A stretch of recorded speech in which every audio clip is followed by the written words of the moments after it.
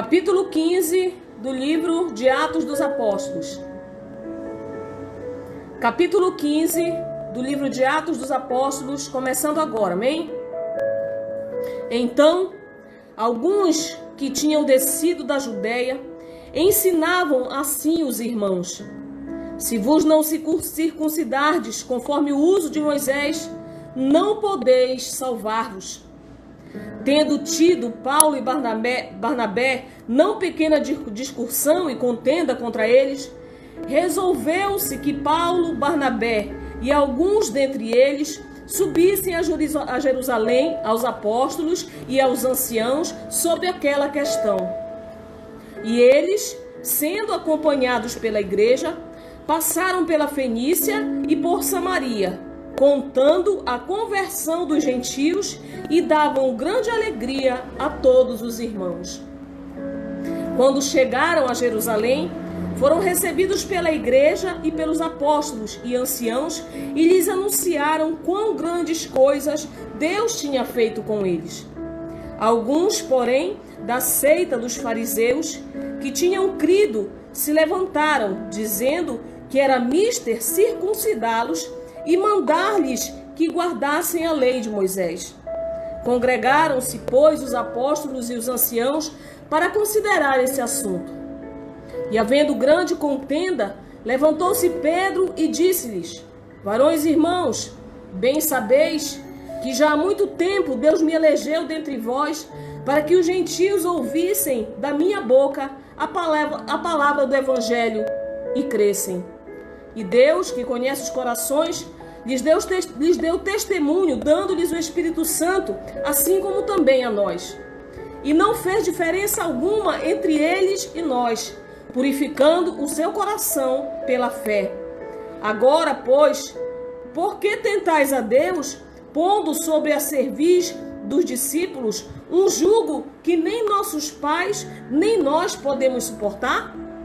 Mas cremos que seremos salvos pela graça do Senhor Jesus Cristo, como eles também. Então toda a multidão se calou e escutava a Barnabé e a Paulo, que contavam quão grandes sinais e prodígios Deus havia feito por meio deles entre os gentios. E havendo-se eles calado, tomou Tiago a palavra, dizendo: varões e irmãos, ouvi-me. Simão relatou como primeiramente Deus visitou os gentios para tomar deles um povo para o seu nome. E com isso concordaram as palavras dos profetas, como está escrito: depois disso voltarei e reedificarei o tabernáculo de Davi, que está caído.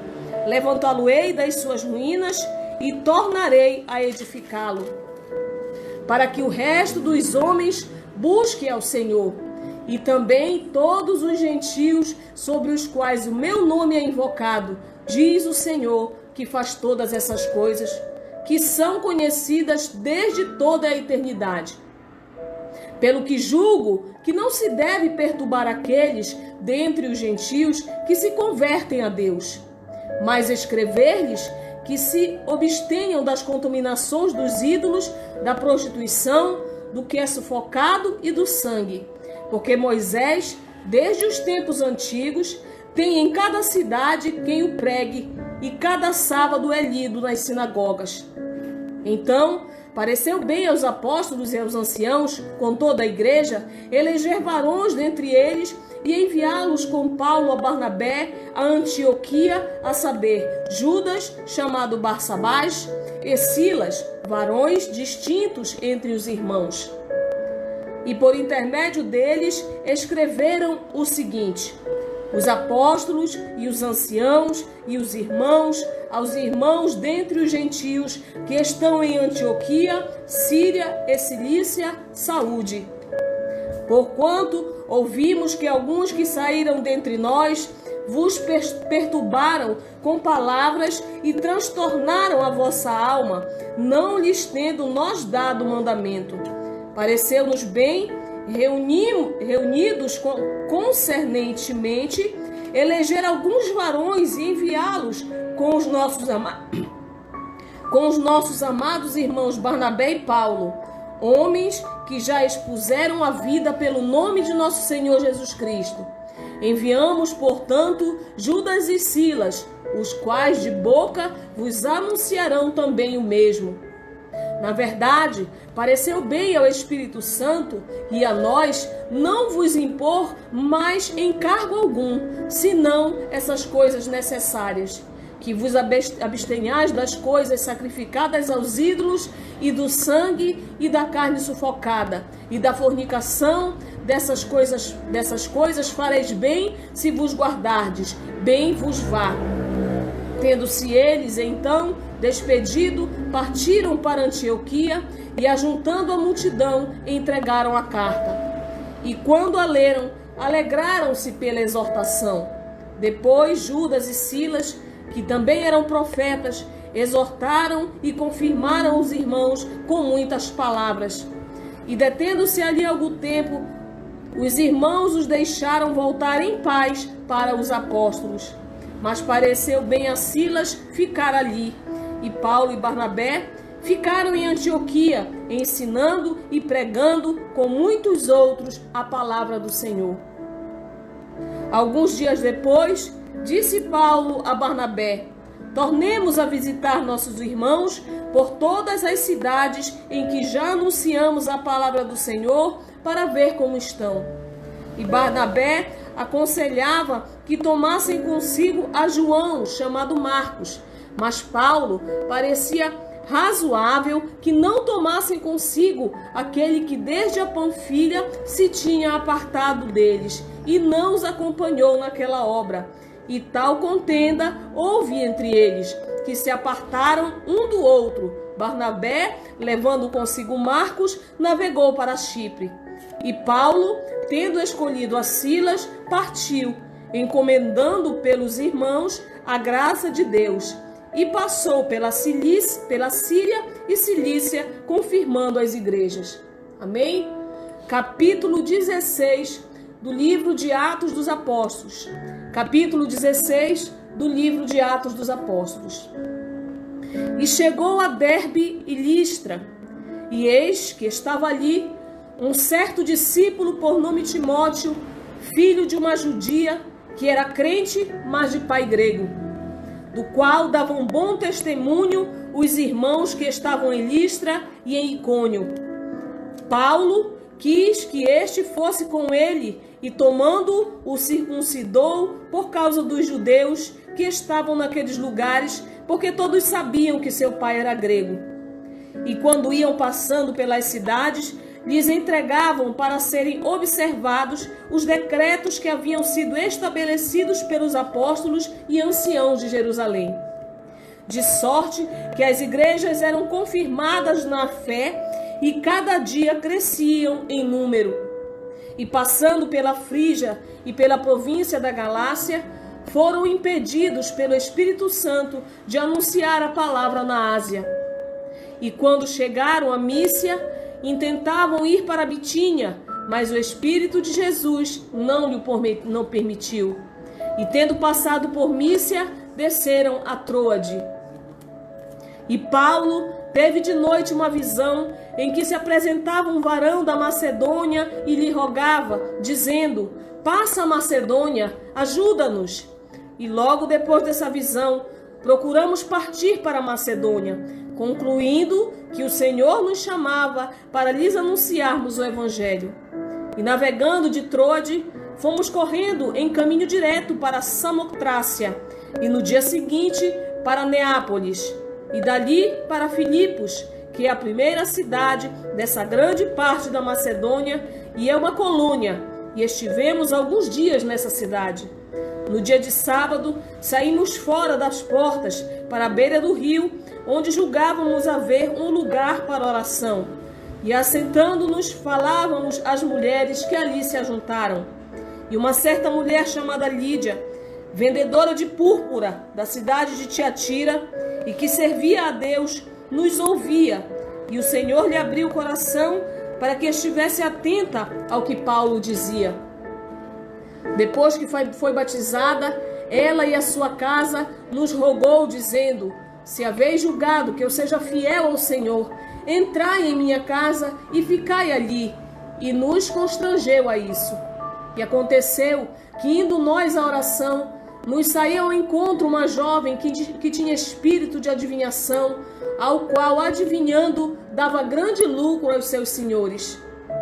Esta, seguindo a Paulo e a nós, clamava, dizendo: esses homens que nos anunciam o caminho da salvação são servos do Deus Altíssimo. E isso fez ela por muitos dias. Mas Paulo, perturbado, voltou-se e disse ao Espírito: em nome de Jesus Cristo, te mando que saias dela. E na mesma hora saiu. E vendo os seus senhores que a esperança do seu lucro estava perdida, prenderam Paulo e Silas e os levaram à praça à presença dos magistrados. E apresentando-os aos magistrados, disseram: esses homens, sendo judeus, perturbam a nossa cidade e nos expõem costumes que nos não é lícito receber nem praticar, visto que somos romanos. E a multidão se levantou unida contra eles, e os magistrados, rasgando-lhes as vestes, mandaram açoitá-los com varas. E havendo-lhes dado muitos açoites, os lançaram na prisão, mandando ao carcereiro que os guardasse com segurança, o qual, tendo recebido tal ordem, os lançou no cárcere interior e lhes segurou os pés no tronco.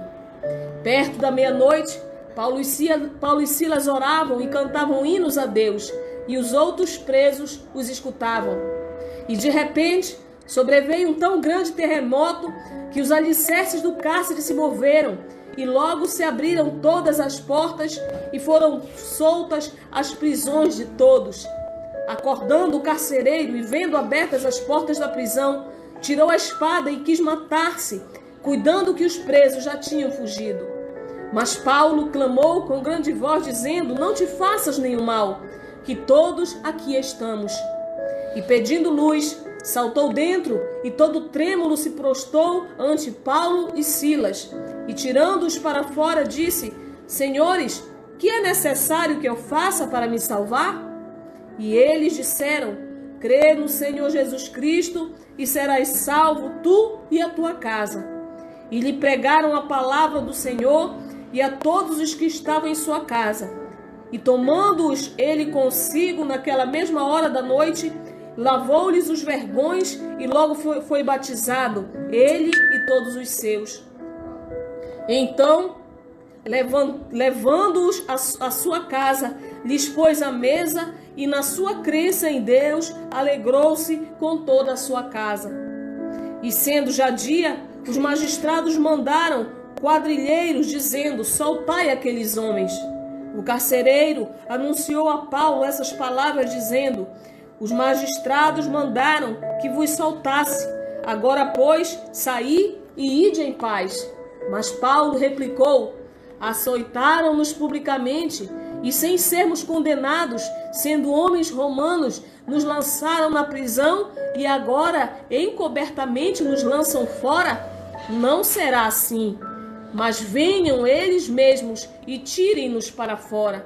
E os quadrilheiros foram dizer aos magistrados essas palavras, e eles temeram, ouvindo que eram romanos.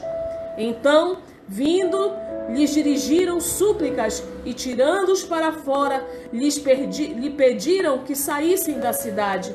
E, saindo da prisão, entraram em casa de Lídia e, vendo os irmãos, os confortaram e depois partiram.